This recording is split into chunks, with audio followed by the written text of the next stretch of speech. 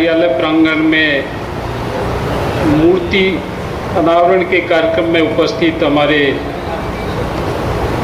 DRM साहब जो अभी आवश्यक मीटिंग से गई हुई हैं, मंच पर उपस्थित सीनियर डीपीओ साहब, CWM साहब और हमारी एसोसिएशन के राष्ट्रीय महासचिव अशोक कुमार जी, राष्ट्रीय कोषाध्यक्ष प्रेम सिंह जी, जोनल अध्यक्ष और राष्ट्रीय वरिष्ठ उपाध्यक्ष टीकाराम मीना जी, राष्ट्रीय ऑडिटर राम सिंह जी और कुछ हमारी रेलों से अन्य रेलों से भी पदाधिकारी पधारे हैं।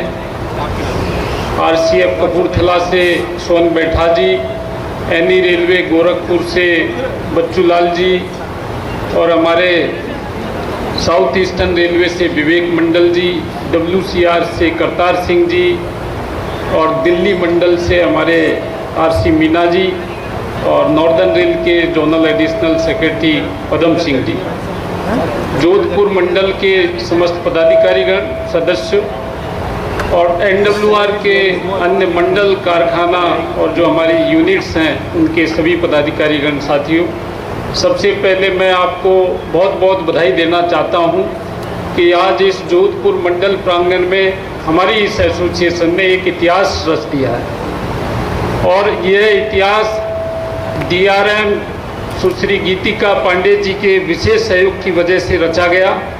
यदि वो नहीं चाहती तो शायद हम ये काम करने में सफल नहीं हो पाते। तो मैं उनकी अनुपस्थिति में दोबारा से उनको बहुत बहुत धन्यवाद देता हूँ, आभार प्रकट करता हूँ और मैं ये आश्वस्त करता हूँ कि बाबा साहब डॉक्टर भीमराव अंबेडकर को जिस तरह से आपने समझ करके और उनके द्वारा बताए मार्ग पर चलने की प्रेरणा जो हमको दी है, हम इस पर खरा उतरने का प्रयास करेंगे और आपने जिस भावना से इस मूर्ति को यहाँ स्थापित करने की अनुमति दी और उसमें जो हमारा सहयोग किया, इसको हम कभी नहीं भूलेंगे।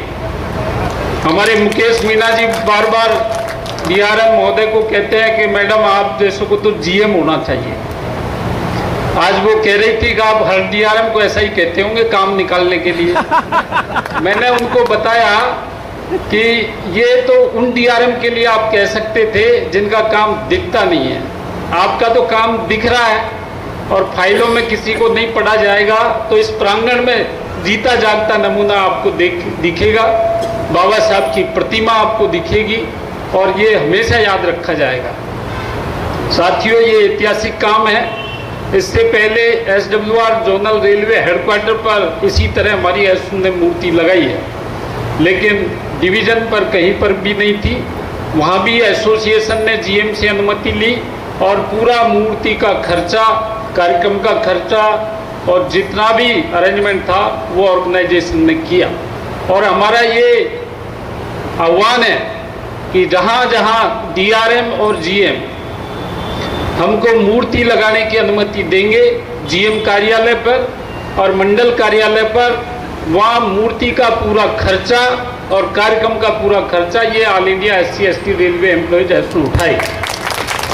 आपने देखा होगा बहुत सी रेलें हैं जिनमें हमारी एसोसिएशन भी और हमारी ट्रेड यूनियन भी SBF कमेटी से पैसा स्वीकृत करा करके अम्बेडकर जयंती का कार्यक्रम करते हैं, लेकिन हमने हमारी रेल के अंदर और जोधपुर मंडल के अंदर इस तरह की परंपरा स्थापित की है कि हमारे जो कर्मचारी हैं, जो गैंगमैन तक के कर्मचारी हैं, वो खुद बाबा साहब के नाम पर आगे आकर के कार्यक्रम को सफल बनाने का काम करते हैं। तन और मन और धन से वो पूरा सहयोग करते हैं। हम चाहते तो हम भी इस मूर्ति को बिना पैसा खर्च करे लगवा सकते थे, हमारे पास ऑफर थे, लेकिन उसमें फिर यहाँ एक और बोर्ड लगाना पड़ता और नीचे लिखना पड़ता कि मूर्ति किसके सौजन्य से आई है। दूसरा, जो हमारा SC/ST रेलवे एम्प्लॉय है उसकी भावनाएं इस कार्यक्रम के साथ, इस मूर्ति के साथ नहीं जुड़ पाती। तीसरा, अक्सर कहा जाता है कि बाबा साहब डॉक्टर भीमराव अंबेडकर दलितों के मसीहा थे, लेकिन आज जो ये मूर्ति की स्थापना हुई है, जो DRM साहब ने पहल की है, सीनियर DPO साहब, सीनियर DN साहब और आपका सबका जो योगदान रहा है, उससे ये साबित हो गया है कि आज बाबा साहब डॉक्टर भीमराव अंबेडकर अकेले दलितों के मसीहा नहीं थे, बल्कि संपूर्ण मानव जाति के मसीहा थे। क्योंकि बाबा साहब ने कोई एक जाति के लिए काम नहीं किया था, उन्होंने उन सब के लिए काम किया था जो शोषित थे, जो वंचित थे, जो पीड़ित थे। और ये शोषित, वंचित और पीड़ित जरूरी नहीं है कि शेड्यूल कास्ट में ही हो, जरूरी नहीं है कि शेड्यूल ट्राइब में ही हो। उन्होंने महिलाओं के हक अधिकार की लड़ाई लड़ी, तो क्या वह अनुसूचित जाति जनजाति की महिलाओं के लिए लड़ाई नहीं थी? और जब उनकी बात नहीं मानी गई, जो हिंदू कोड बिल जब पास नहीं हुआ, तो उन्होंने अपने पद से त्याग पत्र दिया अपने पद से। तो आप बताइए कैसे आप कह सकते हैं कि बाबा साहब डॉक्टर भीमराव अंबेडकर अकेले दलितों के मसीहा थे? बल्कि इस बात को आज सभी ने समझ लिया है कि बाबा साहब संपूर्ण मानव जाति के मसीहा थे। बाबा साहब ने जो विपरीत परिस्थितियों में, जब हमारे देश के अंदर विपरीत परिस्थितियां थी, उस समय जन्म लिया, और जन्म लेने के बाद शिक्षा जो अध्ययन का समय था, उसमें भी उन्होंने प्रताड़नाएं झेली। और जब उनको महाराजा गायकवाड़ के यहाँ पर नौकरी करने का मौका मिला, तो वहाँ भी उनको प्रताड़ना झेलनी पड़ी। जब वो प्रोफेसर थे, तब भी उनको प्रताड़ना झेलनी पड़ी। और अंततः उन्होंने ये प्रण लिया कि जब मैं इतना पढ़ा लिखा आदमी इतनी प्रताड़नाएं झेल रहा हूँ, तो जो मेरे जो अनपढ़ गंवार जैसे लोग हैं, जो स्कूल जा नहीं पाते, उनको पढ़ने का अधिकार नहीं है, उनको बोलने का अधिकार नहीं है, ऐसे लोगों के साथ क्या होता होगा। और उन्होंने उसी समय बड़ौदा के अंदर रेलवे स्टेशन के सामने एक वट वृक्ष के नीचे बैठ करके रात गुजारी, उनका सामान फेंक दिया था जहाँ वहाँ रहते थे। जब मालूम पड़ा कि ये दलित है, तो रात को उनको घर से बाहर निकाल दिए। और निकलने के बाद उस पेड़ के नीचे बैठ करके उन्होंने ये प्रण लिया कि मेरे साथ जो हो रहा है वो मेरी आने वाली पीढ़ी के साथ ऐसा नहीं हो। और उन्होंने इस काम को किया, देश का संविधान लिखा और संविधान में हमको हक और अधिकार दिए। हमारे साथ जो एट्रोसिटी होती थी, जो समाज के अंदर एट्रोसिटी होती थी, छुआछूत होती थी, ऊंच नीच भेदभाव होता था, जिस तालाब से पशु पानी पीते थे उस तालाब से हमको पानी नहीं पीने दिया जाता था, ऐसी बुराइयों के खिलाफ उन्होंने आंदोलन चलाए। और उन आंदोलनों की बदौलत आज हमको सम्मान से जीने का अधिकार मिला है। और हम वो सारे अधिकार हमने प्राप्त किए हैं जो एक व्यक्ति को प्राप्त होने चाहिए। ये अलग बात है कि जो यहाँ की व्यवस्था है, जो सरकारें रही, जो भी तंत्र रहा, वो उसका क्रियान्वयन पूरी तरह से नहीं कर पाया। और इसी वजह से आज बहुत कुछ और भी आगे करने की आवश्यकता है। तो बाबा साहब डॉक्टर भीमराव अंबेडकर जब इस डीआरएम ऑफिस के प्रांगण में साक्षात यहाँ खड़े लोग उनको देखेंगे, तो मैं समझता हूँ कि यहाँ का जो प्रशासन, जो पहले ही बहुत अच्छा है, जो हमारे सीनियर डीपीओ साहब डीआरएम के नेतृत्व में काम करता है, लेकिन इनका भी एक कार्यकाल होता है। 100 बरस तक इस प्रतिमा को कुछ नहीं बिगड़ेगा। और जो बाबा साहब की प्रतिमा देखेगा, वो इस बात की प्रेरणा लेगा कि हमको संविधान के अनुसार काम करना चाहिए, हमको नीति नियमों के अनुसार काम करना चाहिए, और जिसका जो अधिकार बनता है वो उसको देना चाहिए। मतलब एक दुर्भावना जो मन के अंदर है वो स्वतः ही समाप्त हो जाएगी।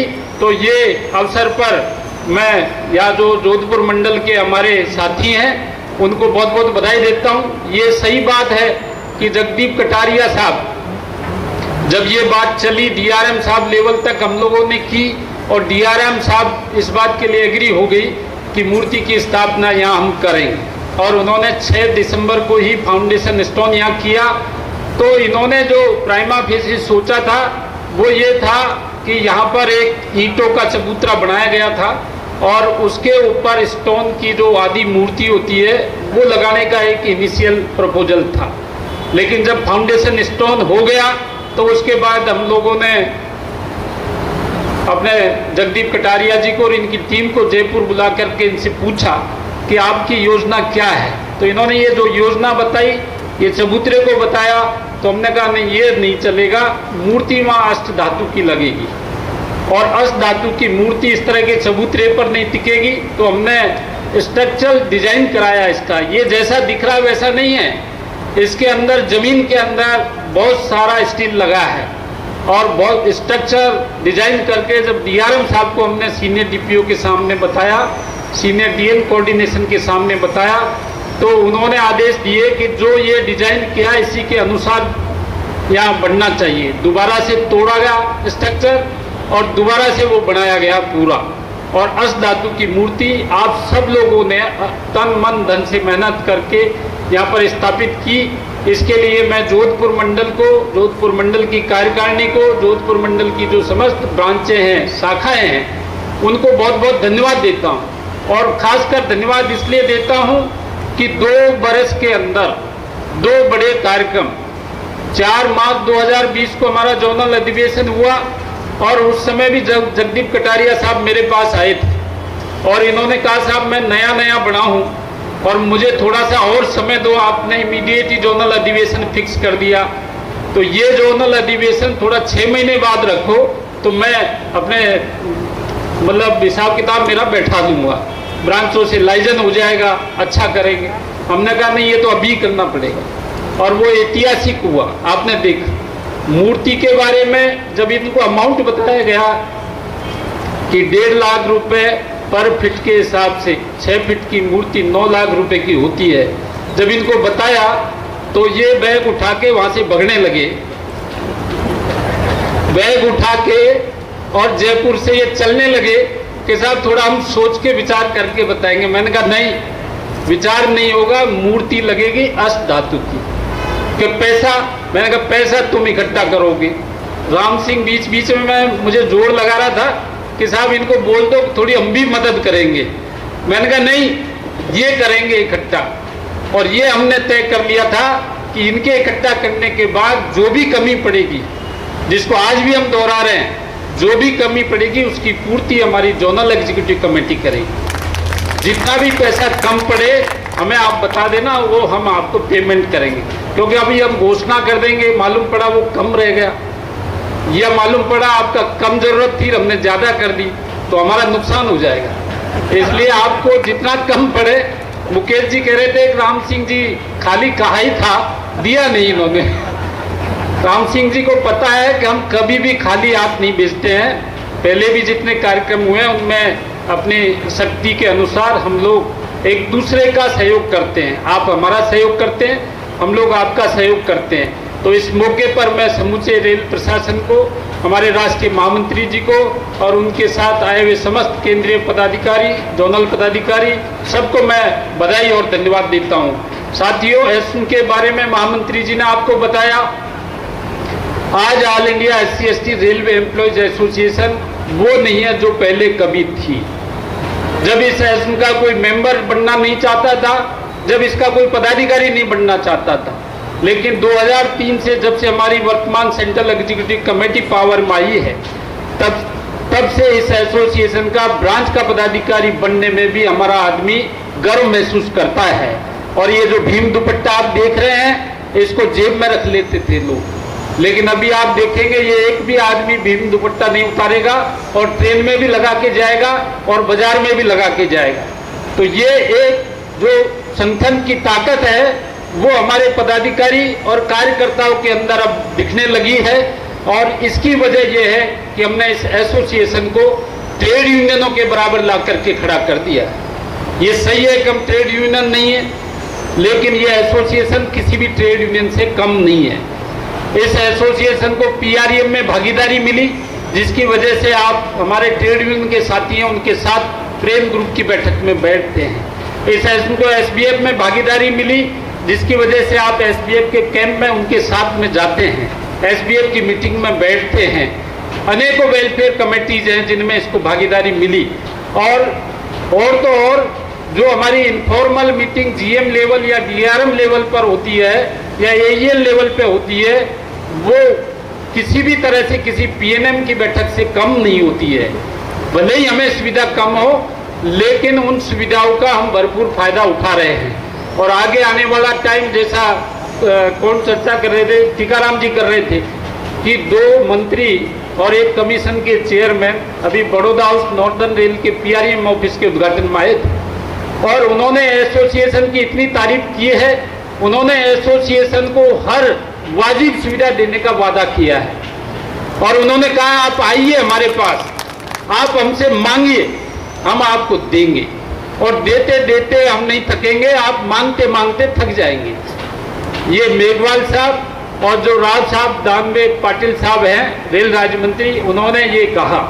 तो अब हम कितना वो देंगे, कितना लेंगे हम, लेकिन इससे हमारा हौसला बढ़ा है, इससे हमारे जो मेंबर हैं, पदाधिकारी हैं, उनके अंदर ताकत आती है और उनका भरोसा हमारे प्रति पैदा होता है। तो एसोसिएशन अपना काम कर रही है, मंडल, जोनल, केंद्रीय स्तर पर आप लोग 100% मेंबरशिप करें और संगठन को मजबूत करें। कोर्ट केसेस चल रहे हैं दुनिया भर के, उनको भी हम फेस कर रहे हैं, और भी अनेकों चुनौतियां हमारे सामने हैं जिनका हमें मुकाबला करना है। तो इस मौके पर मैं आपको पुनः आप सबको बहुत बहुत धन्यवाद देता हूं। जय Hind. Press the bell icon on the YouTube app and never miss another update.